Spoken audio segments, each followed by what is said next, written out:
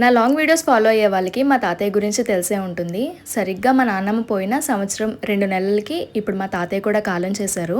మా తాతయ్య ఎప్పుడూ ఆయన సూట్ కేస్ మాత్రం ముట్టుకోవద్దంటారు. అందులో నా జీవితం అంతా ఉంది, అది అసలు తీయకండి అంటారు. అసలు అందులో ఏముందా అని మేము ఇప్పుడు ఓపెన్ చేసి చూస్తే అన్నీ పాత పేపర్లు, జిరాక్స్ కాపీలు, పాస్పోర్ట్ సైజ్ ఫోటోలు అన్నీ అవసరం లేనివే ఉన్నాయి.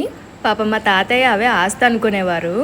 అయితే మా డాడీకి తెలిసిన ఒక అతను ఆర్ఫనేజ్ నడుపుతున్నారు. ఏమన్నా వస్తువులు ఉంటే ఇవ్వండి, మాకు యూజ్ అవుతుందని అని అడిగితే మా డాడీ మా తాతయ్య యూజ్ చేయని మంచి మంచి బట్టలు ఎప్పటి నుంచో యూజ్ చేయట్లేదు. అవి ఇంకా మడత మంచం, చైర్స్ ఇవన్నీ కూడా అసలు యూజ్ చేయట్లేదు. అవన్నీ ఇంకా వాళ్ళకి యూజ్ అవుతాయి కదా అని పంపించేశారు. ఏంటో అసలు మా తాతయ్య ఇంకా లేరు అని అంటే అసలు మేము నమ్మలేకపోతున్నాము. ఎప్పుడు ఇంటికి వెళ్తే ఎదురుగుండా కుర్చీలో కూర్చుంటారు పులిలాగా. అలాంటిది ఇప్పుడు అక్కడ మనిషే లేడు.